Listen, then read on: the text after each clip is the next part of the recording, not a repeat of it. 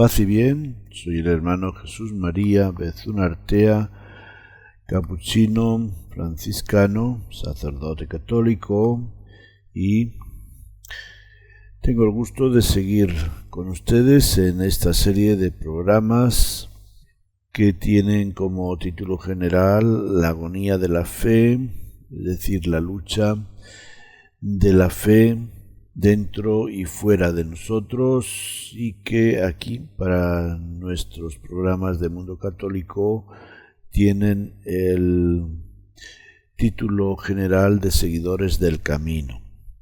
Bueno, pues vamos con un programa más. Me da gusto ver que hay una audiencia bastante numerosa y que ojalá pues les sirva para vivir una experiencia de fe más consciente, más responsable, más testimonio de una fe viva en Jesucristo, en la vida eterna que Él nos ofrece, en la vida trascendente que tanto busca el mundo de hoy. Y pues hemos estado viendo todos estos fenómenos que se van dando, estas formas de ser, de conducta de nuestro mundo, sus luchas y sus enfrentamientos con la vida y con la felicidad, y hemos visto cómo todo esto son como los foros o los cuadriláteros donde se libera o se libra esta lucha. Bien, pues hoy vamos a ver uno de los problemas graves que enfrenta mucha gente a la hora de decir creo en Dios o no creo en Dios, porque se trata de aclarar en qué Dios creo o en qué Dios no creo. El título pues de nuestro tema hoy es La lucha de la fe frente a las falsas imágenes de Dios. El título sugestivo de un libro, El Dios en quien no creo, publicado ya hace varios años por un jesuita, creo, Juan Arias, en el 2008, hace 10 años que salió a la luz este libro. Perdón, no, debía ser antes porque era la 25ª edición. Bueno, y la que vi fue esta. Entonces, mucho antes, sí, ciertamente, porque ya era la 25 edición. ¡Qué barbaridad! O sea, fíjense la aceptación que tuvo y la inquietud que supone en tanta gente el que un libro con este título pues se convierta en un bestseller a nivel en España, por lo menos. Dice el autor en la página 11 de esta edición: habíamos empequeñecido de tal modo al Dios cristiano que lo habíamos hecho a la medida de los personajes meramente humanos que tienen un arco de interés limitado en la historia. Bueno, pues este título y este libro nos pone en la pista de este discurso sobre las imágenes falsas de Dios como provocación de un cuestionamiento serio de la fe. Sin embargo, el reto es mucho más que reprobar y purificar las imágenes antropomórficas y culturales de Dios, que deforman o desfiguran su ser por excelencia. Se trataría, como dice McFagge, de encontrar las imágenes correctas de Dios, que correspondan a su deidad y a la mentalidad creyente del hombre posmoderno. Vamos a ver esta cita. McFagge o Maffei, que en inglés tiene un libro titulado Modelos de Dios, que fue editado en Salterre, no tengo más datos. Bueno, Modelos de Dios. Interesante, ¿no? También Manuel Olazagasti, al hablarnos del lenguaje religioso en relación a Dios, Escribe: la teología siempre ha velado por la pureza del lenguaje contra los excesos del sentimiento, del fanatismo y la superstición, pero a la vez ha corrido sus propios peligros, de los que no siempre ha sido consciente, confiada en su superioridad intelectual. Vamos a ver dónde lo dice, en una obra que hemos citado ya anteriormente. Bueno, no la recuerdo cuándo. Algún otro día citamos esa obra de Manuel Olasagasti. Bien, y también dice él que hay una necesidad de desmitologizar el lenguaje religioso, y esta necesidad no es invención de laboratorios teológicos. Es un problema vivo que surge ante cualquier texto sagrado que se toma en serio. Desde otro punto de vista, menos filosófico y más vivencial, nos dice un escritor de nuestros días. Este escritor se llama Andrés Averasturi. Vamos a ver, seguramente que este es más conocido. Mis problemas con Dios no son problemas, o por matizar mejor, no son problemas entre Dios y yo. Y los desencuentros surgen no tanto con la idea de Dios, sino con su imagen. Me falla la antena parabólica porque sus técnicos instaladores, los que según el dogma serían sus representantes oficiales en este valle de lágrimas, es decir, el Papa, los teólogos, la curia en general y los críticos de televisión, han sido casi siempre unos chapuzas sin especialización que se han dedicado a codificar la señal divina. Bueno, pues escribe este autor, que creo que es periodista, filósofo, y que nos habla en el libro sobre este tema, un libro titulado Dios y yo, crónica sentimental de una relación codificada, publicado en Barcelona el año 1994 por la edición Planeta. Bueno, este querido periodista, que escribe pues mucho desde su experiencia personal, vivencial, y se enfrenta a una realidad fuerte que es su hijo, con una serie de limitaciones psicosomáticas, o decirlas somáticas más bien. Pues él cubra a través de este fenómeno o de esta experiencia de la enfermedad de su hijo sobre este misterio de Dios, ¿no? Y eso es lo que nos ha dicho. Los desencuentros surgen no tanto con la idea de Dios, sino con su imagen. El mismo Papa Francisco, quien escribe en su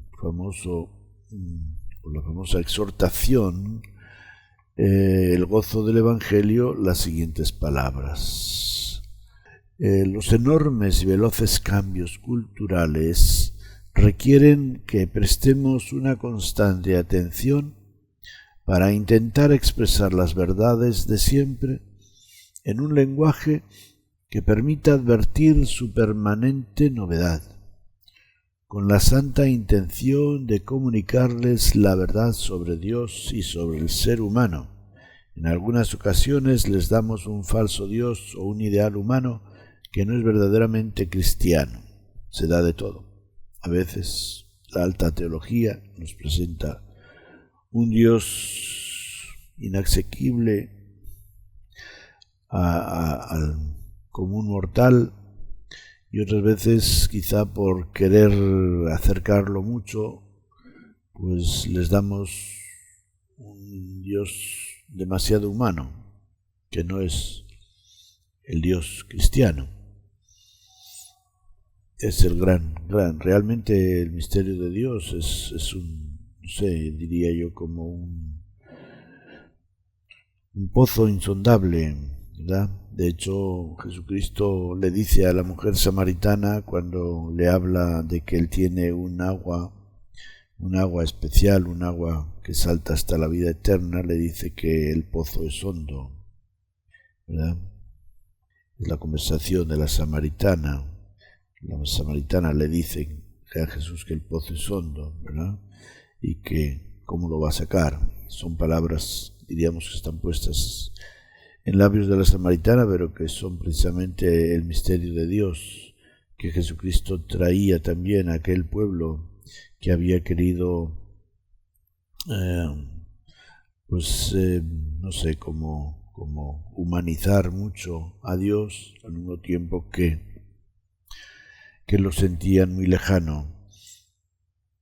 Bueno, una vez más nos sirve recordar las palabras del teólogo Karl Rahner. En el siglo XXI dice: los cristianos serán místicos o no lo serán. Creo que el mundo necesita testigos de Dios, y ¿quién es mejor que los místicos? Entendiendo por místico quien asume una experiencia profunda de Dios en su alma, que como a Francisco de Asís, por ejemplo, lo hace una persona diferente, una persona que en su caso atrae a miles de jóvenes de su tiempo sin muchas palabras, pues lo suyo es el ejemplo, el testimonio. En ese sentido, el Papa Francisco cita en la exhortación El gozo del Evangelio a Pablo VI, que decía: el hombre contemporáneo escucha más a gusto a los testigos que a los maestros, o si escucha a los maestros es porque son testigos. Esta frase me caló mucho cuando por primera vez la leí en la Evangelii Nunciandi del Papa Pablo VI, allá por los años 70. Lo mismo podemos decir de la Madre Teresa de Calcuta, que con su vida sencilla, su figura física poco atractiva, es como una mujer de pueblo, pero con una experiencia admirable del amor de Dios y de la sed de Cristo por la vida y la felicidad del ser humano, atrae también a miles de personas, de jóvenes también, a servir a los más pobres de los pobres. Un hombre que ha arrastrado masas en diversos continentes, invitándolos al encuentro con Dios, a través de diversas clases de retiros espirituales y talleres. Ignacio Larrañaga, capuchino también, escribió un libro en sus primeros años de este ministerio, titulado Muéstrame tu rostro, que lo comienza con estas líneas: muchos hermanos temen que el proceso de secularización acabará por minar las bases de la fe. Mi impresión personal es exactamente a la inversa. La secularización podría equiparse a la noche oscura de los sentidos. Es la purificación más radical de la imagen de Dios. Como consecuencia, el creyente de la era secularizada podrá vivir por fin la fe pura y desnuda, sin falsos apoyos. Es importante el nombre de las personas para identificarlas. Sin embargo, también los apodos que se añaden a sus nombres para describirlas pueden ser decisivos. Sin embargo, en algunos casos, como en el de Dios, el modo de hablar de Él o de percibir su acción e influencia en la vida da a unos una idea acertada y a otros una idea equivocada de su persona. En el caso del judaísmo y del cristianismo, el nombre de Dios, según Él le dice a Moisés, no lo califica más que como ser, y como un ser que no cabe en ningún nombre. ninguno lo puede describir adecuadamente. Por eso le dice, le vas a decir al faraón que yo soy, te manda. Y te manda a decir esto. Por el resto, a este nombre inefable de Dios se entiende el segundo mandamiento, por el respeto a este nombre inefable, no por el resto. Por el respeto a este nombre inefable de Dios se entiende el segundo mandamiento: no usarás el nombre de Dios en vano. Sin embargo, en los escritos históricos, igual que en los profetas y en los libros sapienciales, sobre todo en los Salmos, encontramos una larga lista de nombres y adjetivos aplicados a Dios que encierran una extensa teología. Cada uno de los nombres y títulos de Dios describe un aspecto diferente de su naturaleza y carácter. De nuevo, citando a Ignacio Larrañaga, la imagen de Dios había estado revestida frecuentemente de múltiples ropajes. Nuestros miedos e inseguridades, nuestros intereses y sistemas, nuestras ambiciones, impotencias, ignorancias y limitaciones causaron esta variedad de ropajes para encontrarnos o para presentar a Dios. Estas palabras, que el autor las aplica a la fe y a la religiosidad de muchos cristianos de la actualidad, tienen aplicación a la teología del Antiguo Testamento del pueblo elegido. Si comparamos el contenido y significado de todos los títulos o nombres que se dan a Dios en el Antiguo Testamento con los del Nuevo, vemos que en aquel predomina la imagen de un Dios relacionado con la vida que confiere a la criatura, que la defiende, que la da y la quita, porque es el Señor y el Rey Supremo. Los rasgos de ese Dios son los de un ser sobrenatural prepotente, centrado en su gloria, que reparte prosperidad y desgracias, según se trate de fieles o de infieles. En el Nuevo Testamento podemos observar un cambio en la imagen de Dios. Si comenzamos por la historia de Jesucristo, que es el Dios hecho hombre, vemos cómo Dios se mueve en terrenos humanos totalmente distintos. Su encarnación en el seno de una mujer, su nacimiento en un establo, el rechazo y desconocimiento de los suyos, ser perseguido y tener que emigrar a una tierra extranjera, vivir una vida sencilla de artesano, y después 3 años de ministerio como un hombre entre los demás, admirado por unos, odiado a muerte por otros. Aunque vive una vida plenamente humana, que lo hace realmente el Emanuel profetizado por Isaías, él es tan humano que todos, no se sienten igual. Todos unos se sienten bien, otros mal. Quienes no pueden aceptar o creer que el Mesías de Dios esté tan cerca y que sea tan humano, lo rechazan. En los 4 evangelios, mirando al Dios de los cielos que anuncia Jesús, predomina la imagen del Padre. Es la imagen que Jesús, el Hijo amado en el que Dios se complace, tiene de Dios. Y así nos lo enseña. Dice, cuando oren, digan, Padre, Padre nuestro.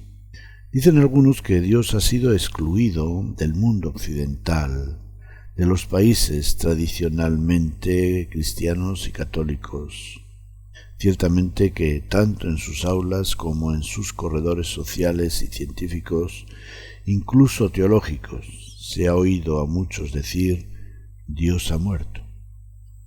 Pero también frente a la imagen de poder y majestad, de señorío y dominio universal, se ha proclamado una imagen de Dios doliente y débil, como lo presenta el famoso teólogo Dietrich Bonhoeffer y otros pensadores y escritores que sufrieron la persecución, y en esa aparente ausencia de Dios han sentido que Él sufría con ellos. Como Dietrich Bonhoeffer,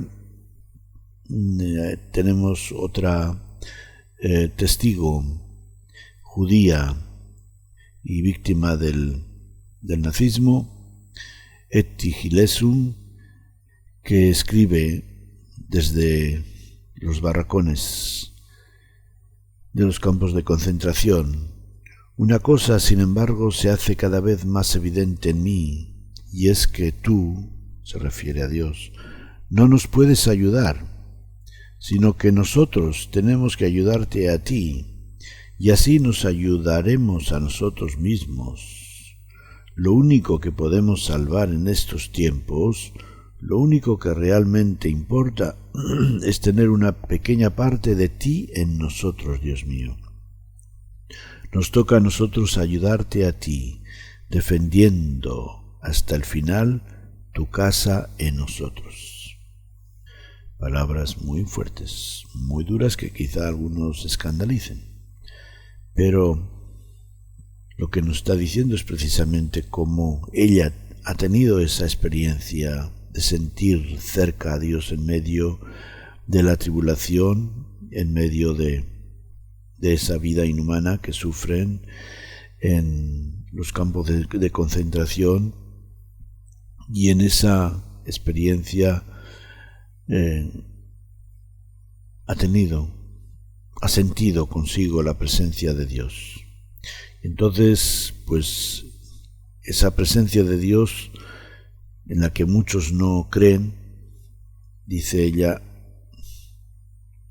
si no la defiende ella y otros como Dietrich Bonhoeffer que la experimentan, ¿cómo se va a hacer Dios presente? ¿Cómo van a creer en esa presencia de Dios? En ese sentido, pues dice, nos toca a nosotros ayudarte a ti, defendiendo hasta el final tu casa en nosotros. Ellos deben ser testigos de esa presencia de Dios en medio de esa tribulación tan tremenda, tan grave, tan radical del suplicio de los campos de concentración que acabarán en las cámaras de gas. Ante todo, Jesús nos presenta a Dios bajo imágenes humanas. Es importante dar un repaso a estas imágenes que aparecen en el Evangelio. Por ejemplo, el padre del hijo pródigo es una imagen del Padre Dios. El viñador, en la alegoría de la vid, en San Juan. El sembrador, que siembra su semilla por todas partes, símbolo de un Padre providente.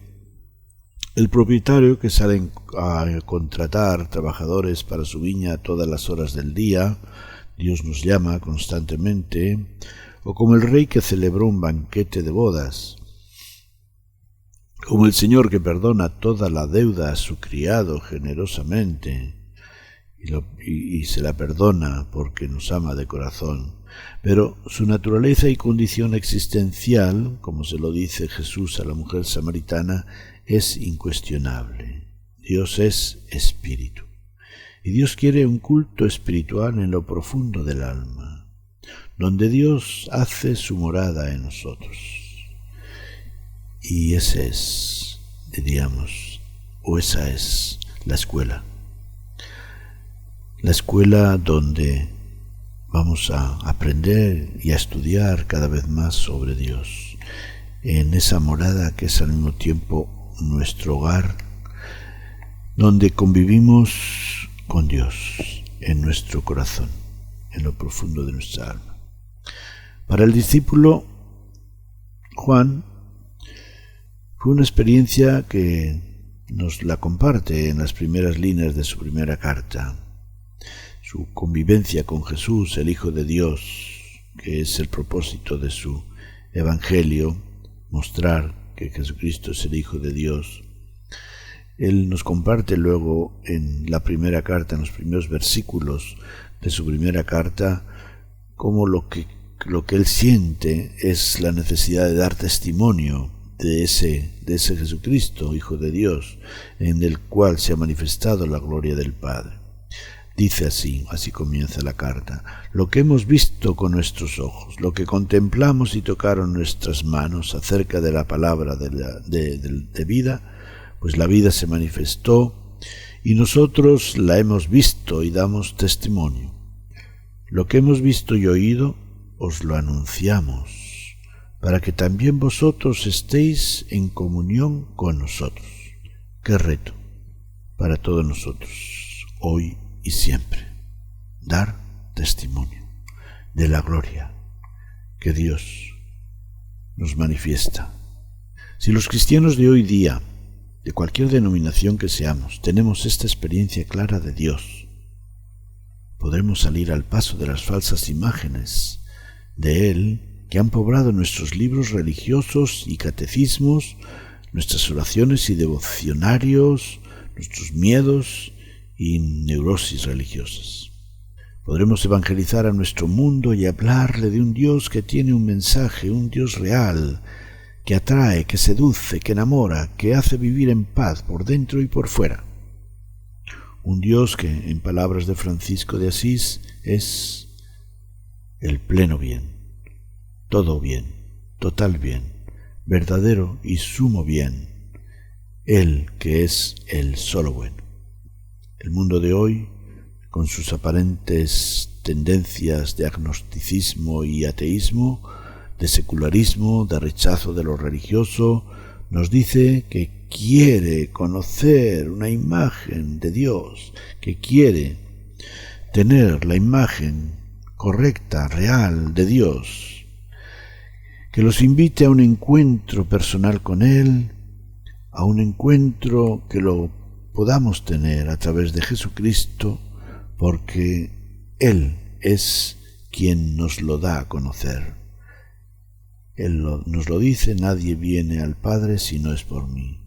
Este Dios es el sujeto de nuestra fe. Este Dios es el Dios en quien creemos. Este Dios que nos manifiesta la palabra de Dios en el Nuevo Testamento, este Dios que se ha hecho cercano a nosotros en la persona de su Hijo Jesucristo, que se hace Padre providente, amoroso, perdonador, solícito, compasivo, misericordioso, para todos y cada uno de los seres humanos sin distinción de razas, de color, de nación, de religión, de ninguna otra diferencia que a los humanos desafortunadamente parece que nos separan, pero que Dios quiere que en esas diferencias brille su riqueza y su amor, que no tiene límites. Paz y bien.